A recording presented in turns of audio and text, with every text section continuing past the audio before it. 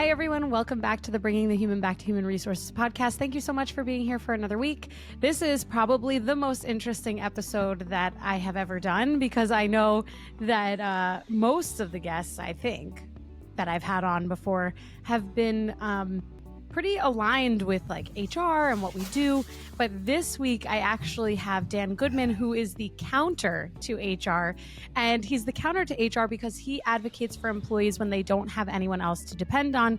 And often when there are, unfortunately, HR professionals who really are not doing the right thing in businesses or are doing things that they believe are the right way to go about things and therefore not supporting employees. So it might be a little divisive. Some people might, get, I don't know, maybe even a little defensive when they're listening, but I think that's okay because this is, Dan, you're probably the first voice that we have had on this podcast who really challenges us to think differently about HR, about what we do, who we are, and reminds us that unfortunately there are practitioners out there who do live up to some of these stigmas. So I'm going to introduce Dan so everyone knows who you are and what you do. So Dan Goodman has dedicated his life to standing up for people who need help. He prides himself on being unafraid to speak the truth and empowering others to advocate for themselves. For decades, people have been conditioned to believe that they are at the mercy of their employer and that their company holds all of the power in the relationship. Dan challenges that notion every day. What started as Dan helping a few people he cared about in disputes with their employers has turned into Dan Goodman Employment Advisory, DGEA. A veteran of corporate America himself, Dan has seen company games and tactics, inside and out. In the business world, he held senior positions in cybersecurity, enterprise software, and executive consulting. At DGEA, he has successfully helped over 2,000 people during critical interactions with their employer. Bringing over 30 plus years of experience to his passion, DGEA was formed.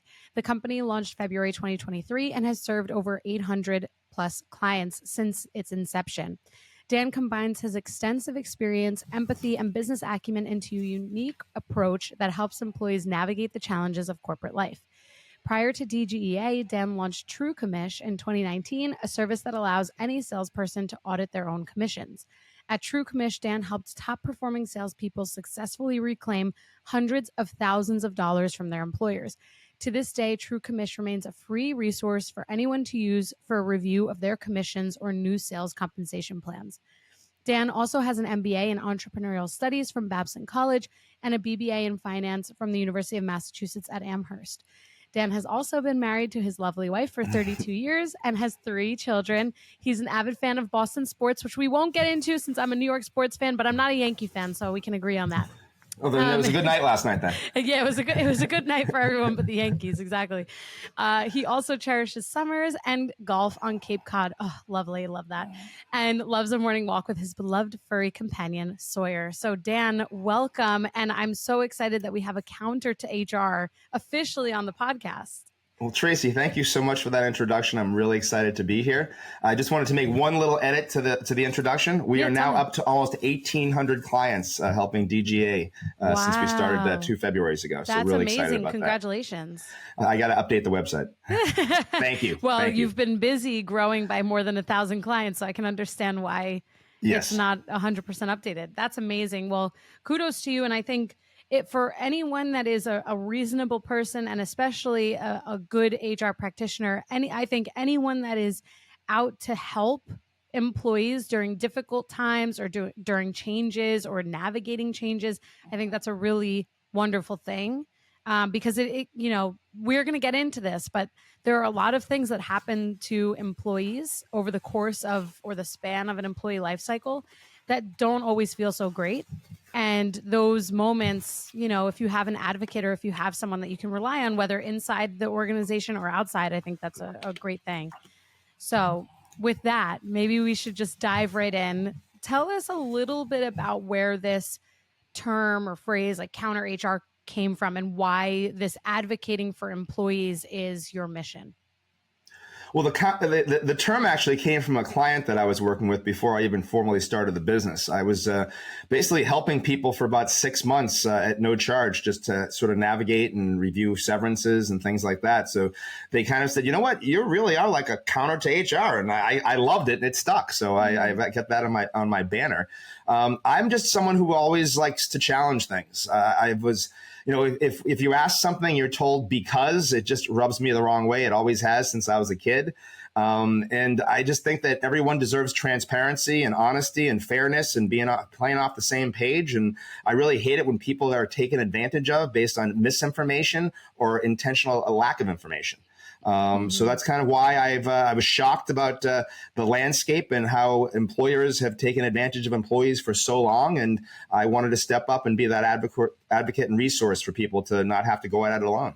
I agree. I think that's awesome. And, you're right. There are so many, and there unfortunately are still so many examples of people being taken advantage of in the workforce. And this is where these stigmas come from, especially with colleagues of mine in the industry. I mean, I've shared on my podcast before in the early stages that some of the best learning lessons that I'd ever received throughout my career were from moments where I interacted with HR leaders I never wanted to be like. And so we know that those stigmas are real. Like the whole reason I started this podcast was because I found that there was a major gap and a major issue between what I believe we're supposed to do for employees, which is very aligning, I think, with your mission, and what many HR practitioners often do or feel they have to do.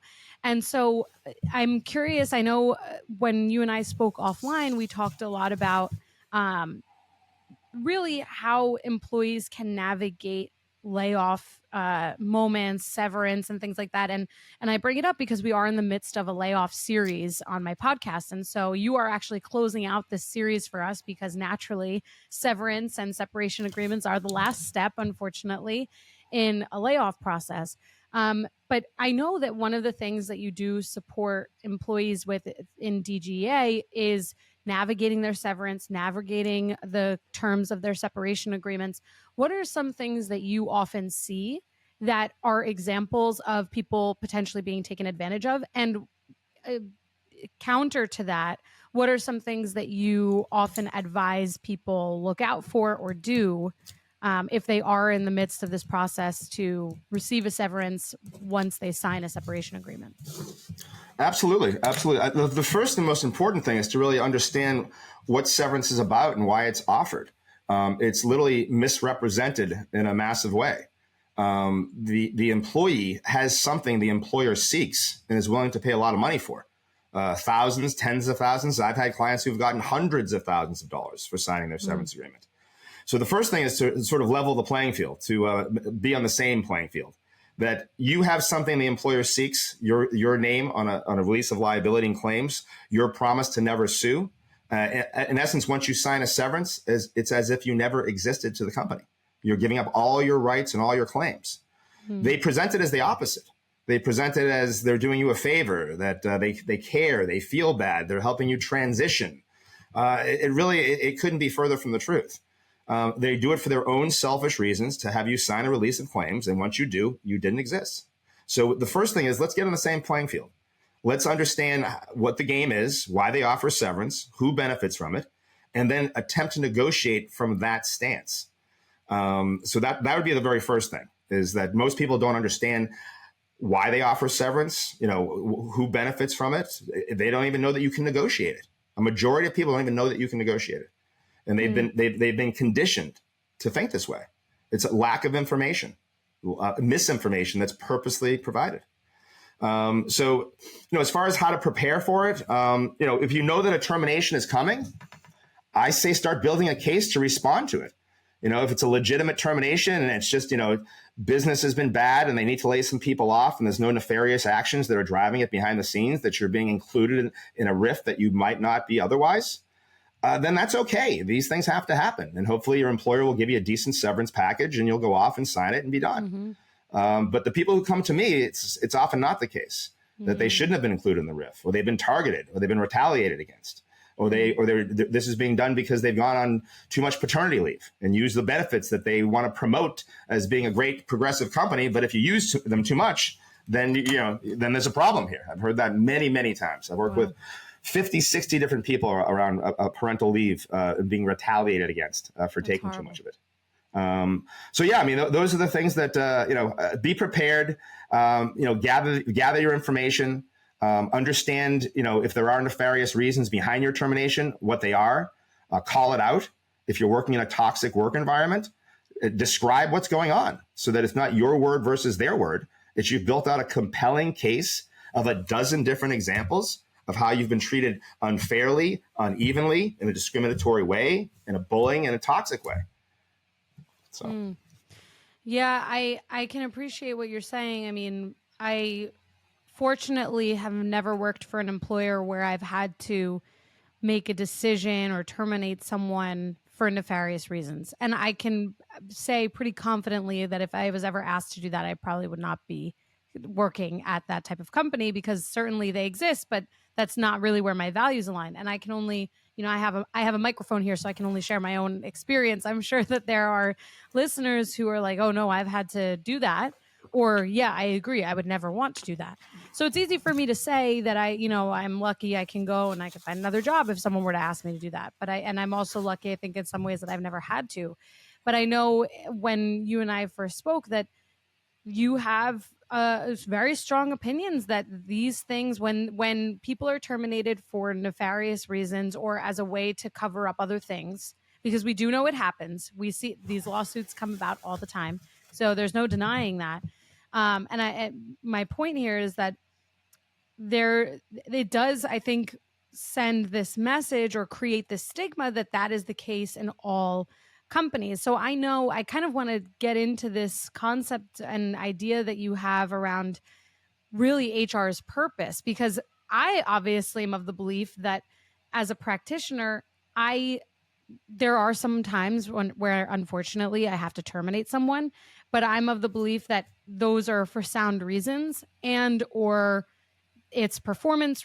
Obviously that's a sound reason, or it's something that, from an execution standpoint, that I'm able to provide an empathetic approach. Now, I know from speaking with you, this is really what I want to get into, that there is a perception potentially that no matter who it is, like HR practitioners don't really care that much because this is just their job. So because we're talking about this, I want to hear from you directly. Like, what do you believe HR's purpose is in the workforce or in the workplace? And do you believe that there is a way for an HR practitioner actually to care about that person on the receiving end of a difficult conversation or a terminating conversation? Alrighty. So a lot there. Yeah. First of all, I want to say that the people who in general work in HR are generally good people. I actually feel for them. A lot of times they want to do the right thing, and they're being pressured in a really nasty way by leadership to not do it. And their morals and values are compromised on a regular basis, and their choice is to leave and be unemployed and go find another place that may be the same way. So I truly do feel for HR. There's a lot of good people out there, and they just have one of the toughest jobs. They're squeezed in 2 or 3 different directions. Yeah. But ultimately, when push comes to shove, most of them, have to take care of themselves, as most people would do. And that's why this sort of farce of employment and HR exists in a lot of ways, and a lot of employees are left tricked as a result of it. As far as the purpose of HR, it's clear what the purpose is. It's just misrepresented as something different. It's represented that they're there to help resolve conflict. They're there to help employees navigate their employment, to make sure that they're treated fairly, and to help resolve disputes. That people should feel comfortable going to them and opening up and talking about things that are bothering them. And I could not disagree more with that. If you go to HR and open up, and you're there's a complaint, there's an issue, there's something that they need to look into, you're creating work for them. You're creating friction. You're creating a problem that they need to take action to, especially if it's against senior leadership. I mean, 9 times out of 10, they are going to side with leadership every single time. And it may not appear on the surface that way, but 2-3 months down the road, all of a sudden you're getting pipped out of the blue and you're being let go and you're wondering what just happened. And the only thing that's different than when you were getting awards and performances 6 months ago is that you filed a complaint with HR. So, I mean, with me, I just think that, HR has a role and I respect the role. My biggest frustration is the lack of transparency, the trickery that people, the younger employees, I was this way. I went to HR my first couple of years out of work and that was an issue. And I went in there, I talked to them, I opened up, they were empathetic. Nothing ever happened. It was as if the conversation never even took place. But I have a feeling that the conversation did come back around to my manager and he knew it took place. And this is what happens. They work together.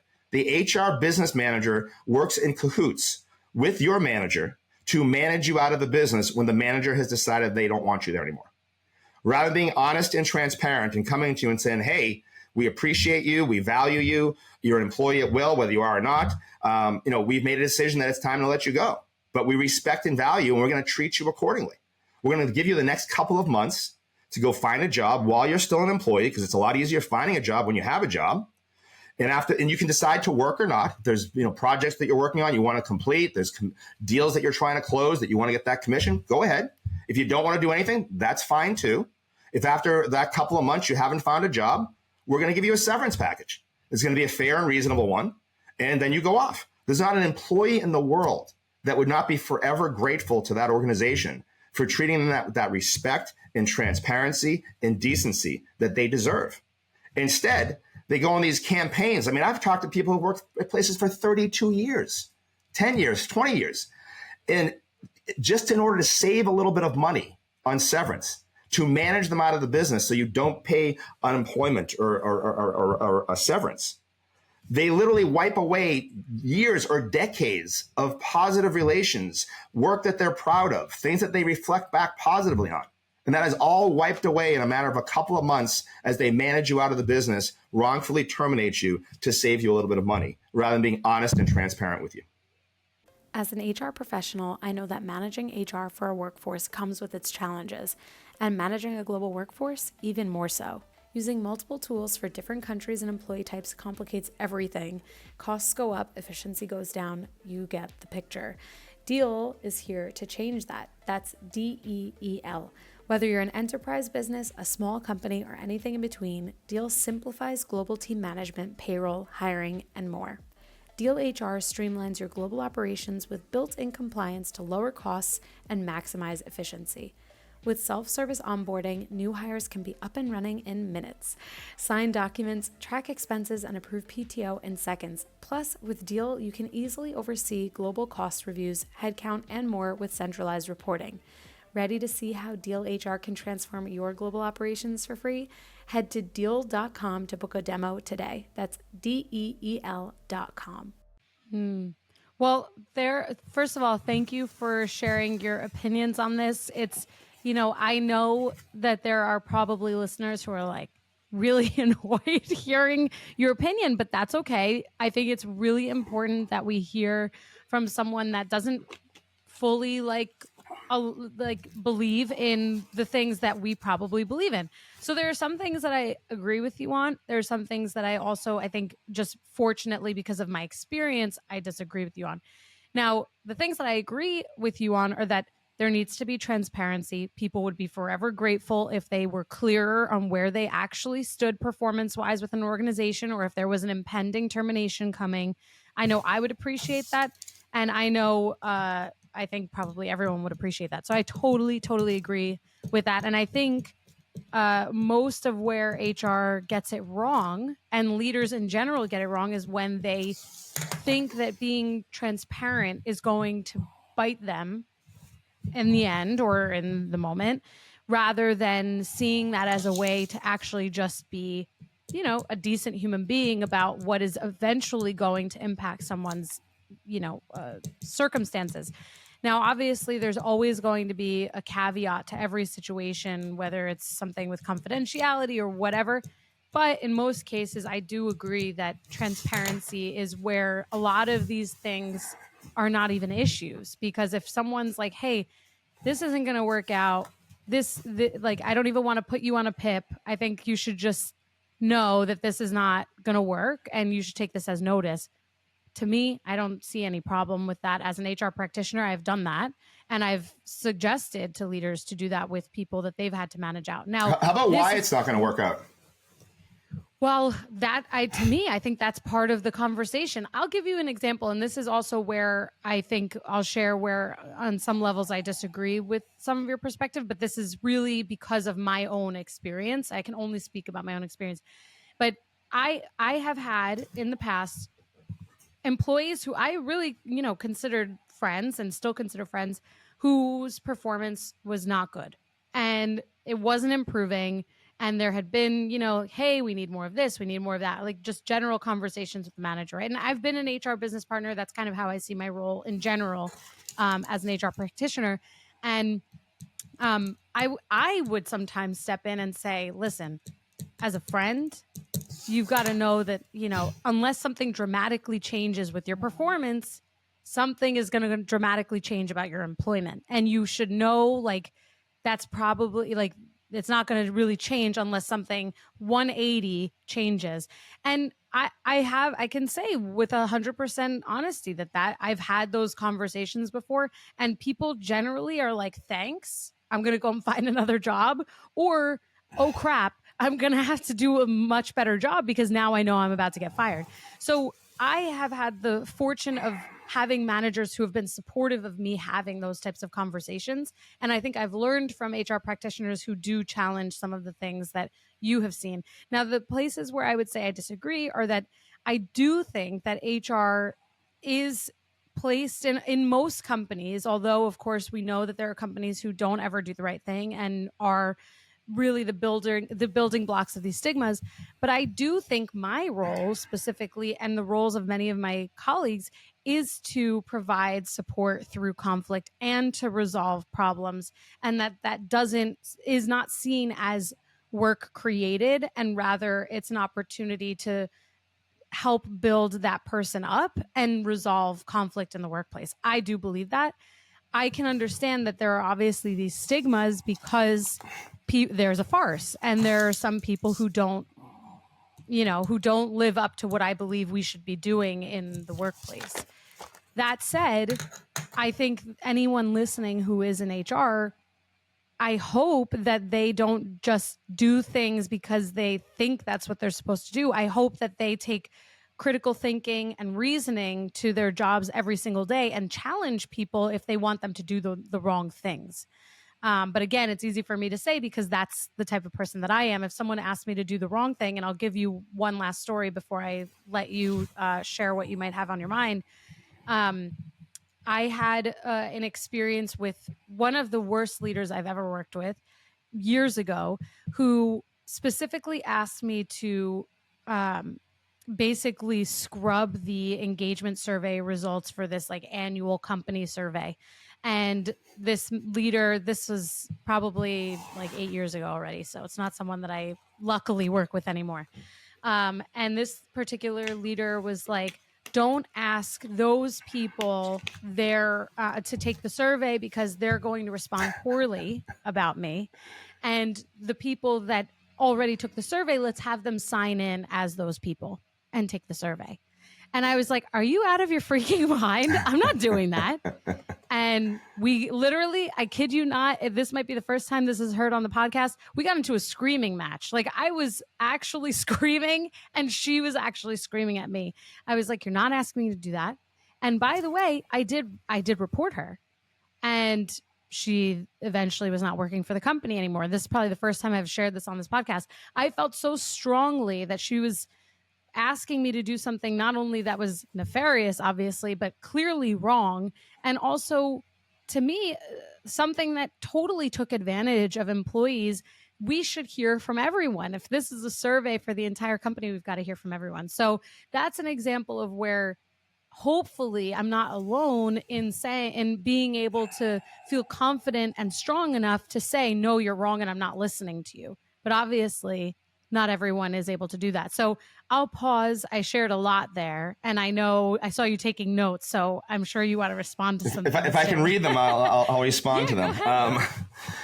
I mean, there's just so much to unpack here. I mean, first of all, I appreciate you sharing your experience. When I started this, I had no expectation of what I was finding. I didn't even start this myself.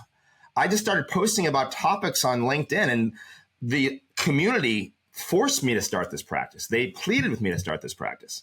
So, I don't know, where do I want to start here? Why is it when employees are let go, these same people who were trusted, who respected, who were valued, are instantly treated like a criminal? That they're having their system shut down in the middle of the termination call. They're having to complete it on a phone call.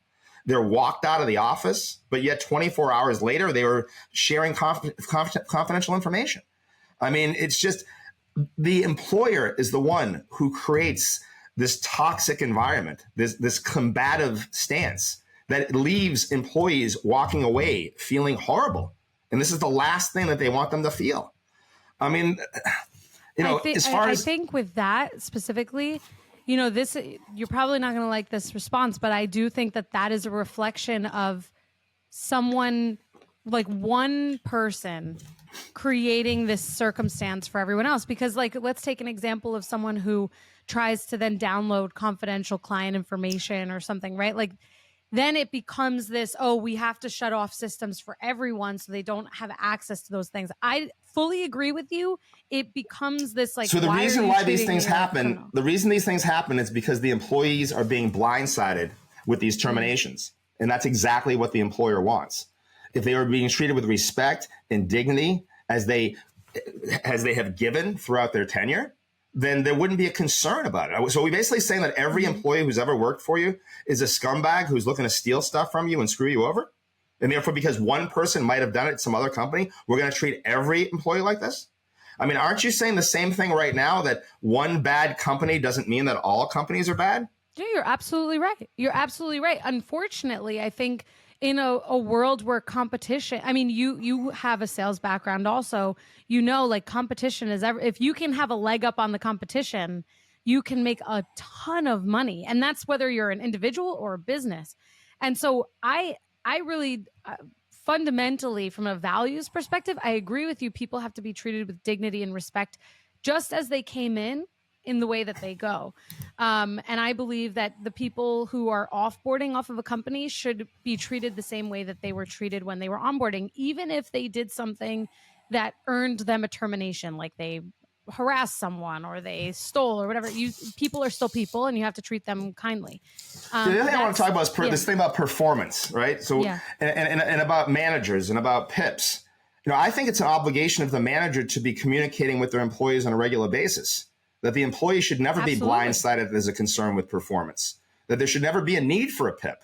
If the manager is doing their job throughout, the employee should already know that they're not performing well. Absolutely. And that they likely should be moving on. But that's 99 out of 100 times, that's never the case. The manager doesn't do their job. They don't interact on a regular basis. They just give commands and nitpicks and complaints, not support and guidance.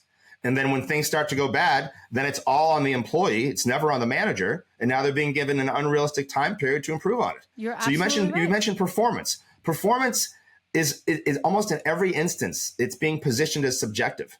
I mean, despite the fact that there's hard, fast KPIs, most PIPs are filled with subjective criteria that a majority of them that the employee has never been asked to do. And it's intended to manage you out of the business. So that if you can beat the real number that they purposely make unachievable, maybe you got a bluebird and somehow got lucky. Well, now we can micromanage you to death on these subjective things while you're on this PIP.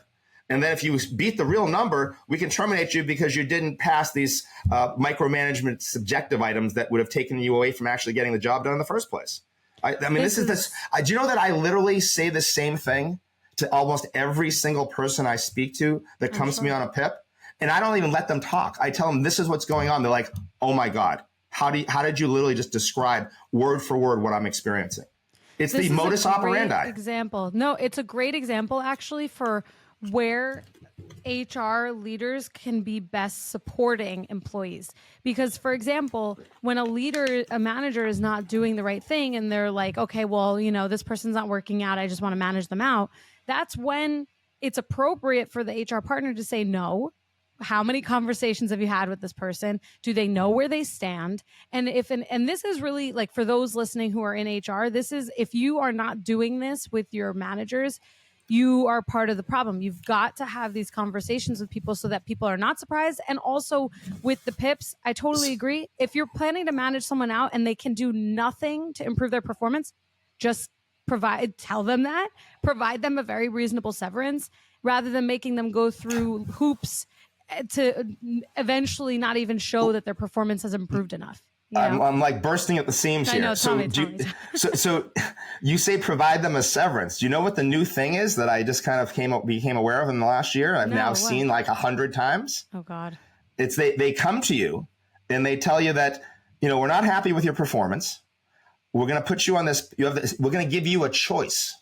You can choose to go on this unachievable PIP that you don't deserve to be on, and we're purposely making it so that there's not a chance that you can pass it. If you ask your manager, on the side of your mouth, they'll tell you that you're gone already. Or you can choose, see how I emphasize that word choose? You can choose this severance. But you know what? You chose it. So it's not a severance. It's not a termination. It's a mutual resignation that you're initiating. That you're initiating. Yep. That is not your desire, not your intent, that you're being pressured by your employer to make this choice between two horrible outcomes, and you don't even, and you're blindsided by it. You don't even know where it's coming from. And now you're being told you got till the end of the day, you've got 24 hours to choose whether you want this unachievable PIP that we've dressed up as impossible to achieve, or you can accept a severance that we intentionally mislead you, that you'll now find out when you apply for unemployment in a month that you're not eligible for it. That's what they do instead of if you don't want to be on the PIP. Well, that's interesting. First of all, as from a selfish perspective, as like an individual taking the HR hat off, if someone were ever to offer that to me, I'd be like, manage me out so that you're going to still provide me a severance. I'm going to have 30 more days of pay and I'll be eligible for unemployment. But the thing is, most employees don't know this is happening. No, I literally get on the phone with them, and I can tell you that 19 out of 20 people that are going through this have no idea what I just told them. Wow. They are shocked and disgusted that this company that they worked for years for is using these underhanded tactics to trick them into a resignation that they're dressing up as a termination with a severance. That's bad.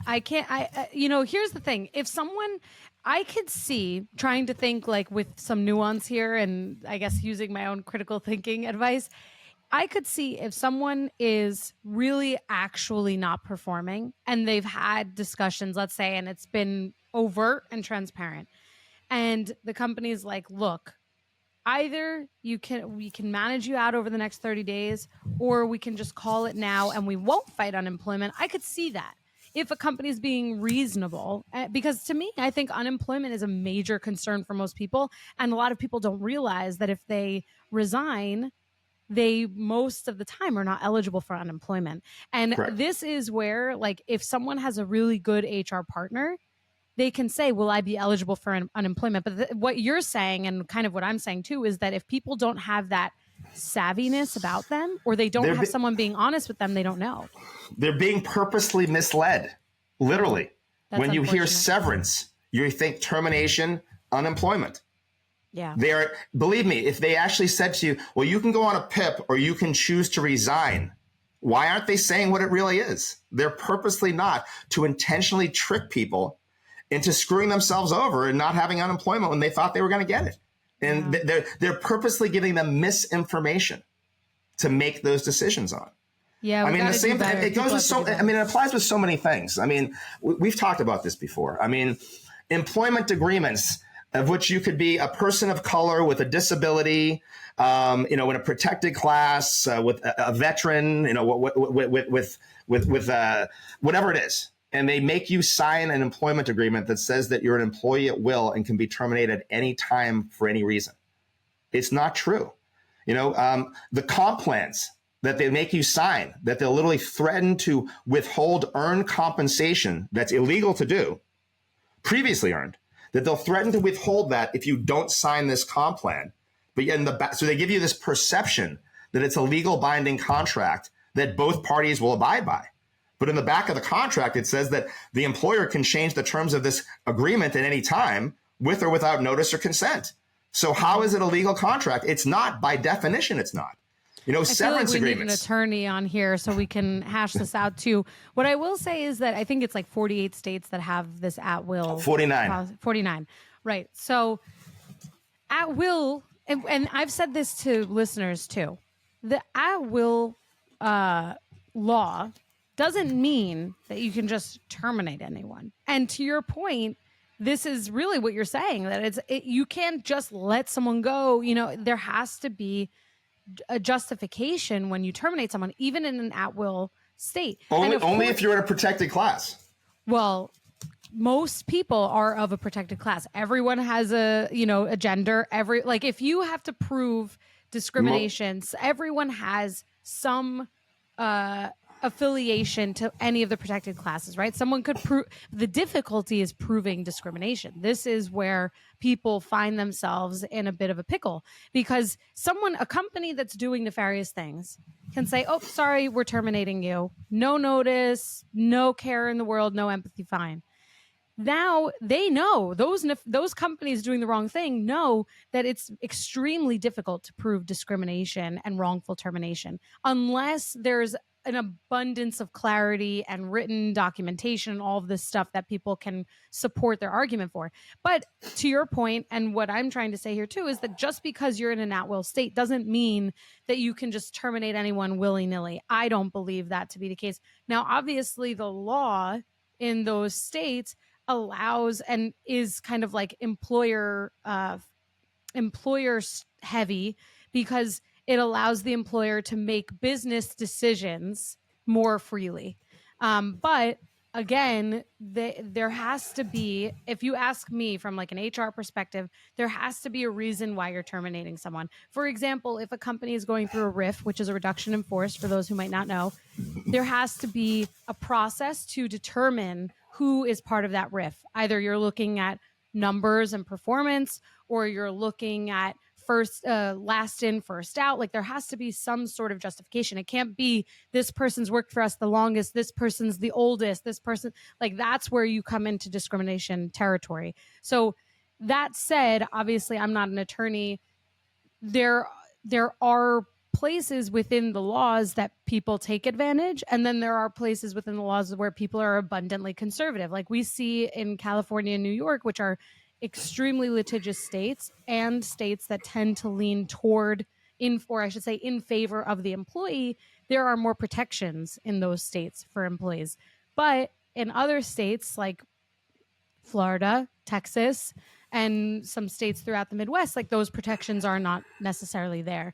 So employees really, unfortunately, do have to be very knowledgeable when they are engaging in any type of relationship with an employer to really know what their rights are. I think we're kind of saying the same thing, but unfortunately, a lot of people don't know.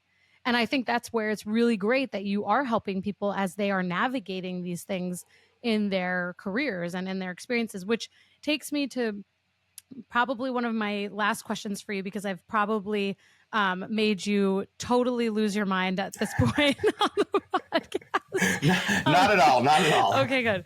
When we think about layoffs and the separation agreements and the severance and all of that, when you are advising people on how to navigate those things to make the most of those moments and really squeeze the lemon for all of its juice, what do you typically advise? Because, by the way, for anyone listening, if you ever do see a separation agreement, you have time to review it. Do not let anyone pressure you.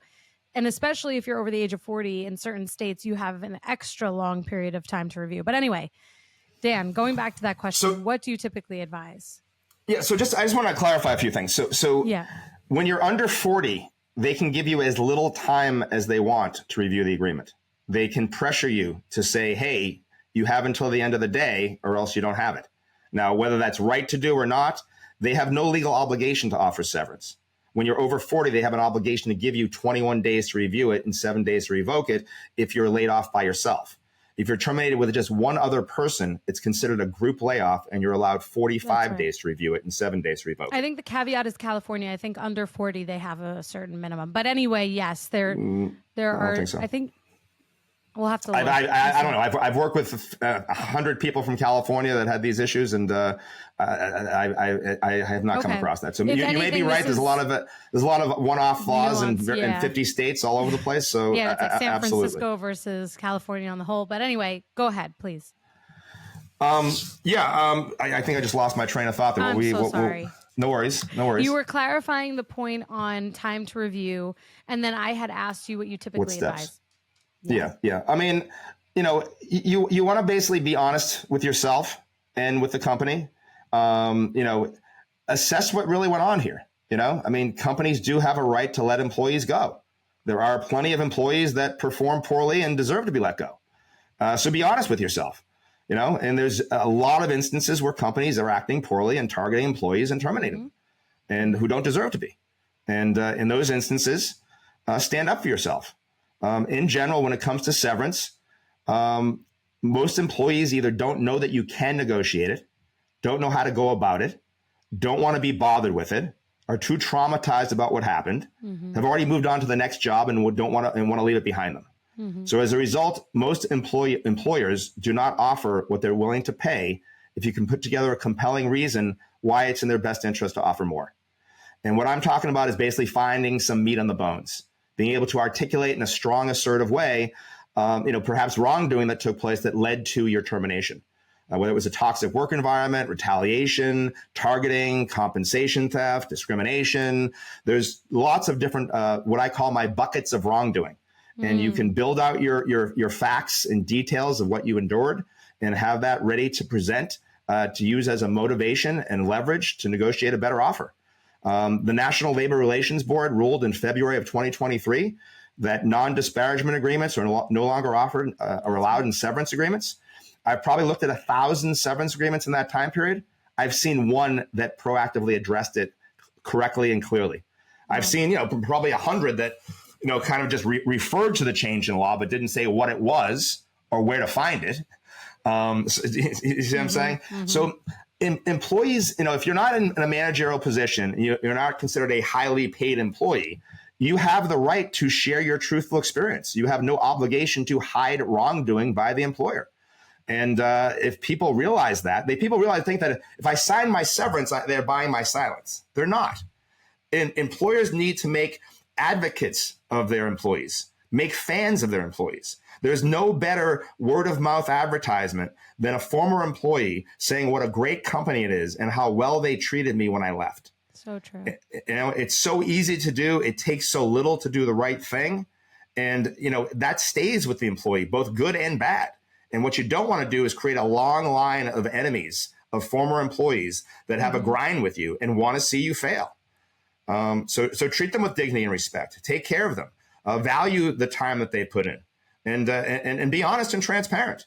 And if they're no good, then manage them properly throughout their tenure. Don't blindside them and then now put all the onus on them to improve all of a sudden like that when they haven't been doing a good job the whole time and you haven't communicated with them. Right. So I agree 100%. It costs nothing to be kind, as they say. And I think, the more honest and transparent we can be, and that we are, the better off everyone is in every circumstance. And the truest thing that has been said is that the best case scenario is that you have people leaving a company feeling really warm about their experience and being converted into fans of the company who want to see the company prosper, and the people that make the company prosper continue to prosper too. I agree 100%. You don't want a line of enemies standing outside of your door at all. So if anything, those listening, I hope that you were able to have some of your deeply held beliefs maybe turned on their heads a bit. Maybe you felt a little challenged. Maybe you felt like you were totally aligned with Dan. Maybe you've actually had your own experiences where you've dealt with difficult circumstances. Dan, do you want to say anything on that? I have consulted with probably close to a dozen HR professionals, chief people officers, VPs, DEI folks. I'm telling you, it happens to everybody. Presidents of companies, chief revenue officers, VPs, HR people. I will tell you one thing. Every person I've worked with in HR has had a highly successful outcome. they know where all the bodies are buried. They know all the underhanded tactics that employers use, and they use this information in their argument back to get a better offer. Wow.